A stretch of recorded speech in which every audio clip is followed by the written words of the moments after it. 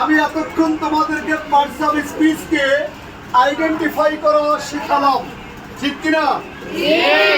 এবার parts of speech দিয়ে দারুণ একটা কবিতা শুনুন। পার্টস মানে অংশ, স্পিচ মানে কথা।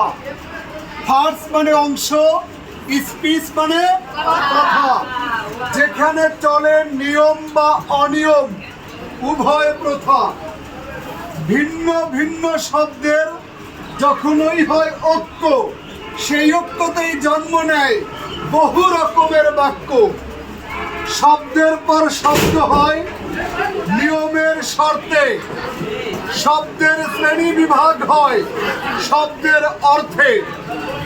ভাষার জন্য আছে লক্ষ লক্ষ শব্দ ভাণ্ডার, সব শব্দ সর্বমোট ৮ প্রকার।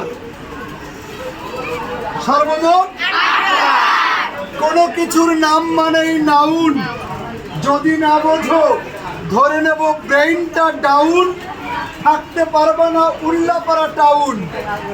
ঈদের দিনে চুল করতে পারবে না ব্রাউন, পড়তে পারবে না ইংরেজির ক্রাউন। কোনো কিছুর নাম মানেই নাউন। আচ্ছা, নামের পরিবর্তে যা বসে তার নাম প্রোনাউন। বাক্যে বুঝাতে দোষ, গুণ, পরিমাণ বা অবস্থা অ্যাডজেক্টিভকেই করতে হয় একমাত্র ব্যবস্থা। বাক্যে সব শব্দের গুরুত্ব সমান, একথা বলো না, বললে ভার্বের বারে অভিমান। ভার্ব ছাড়া বাক্য হয় না, আছে তার প্রমাণ, ভার্বই বাক্যের একমাত্র প্রাণ। বাক্যে যদি বুঝাতে চাও ভার্বের ধরন, অ্যাডভার্বকে করিও গ্রহণ।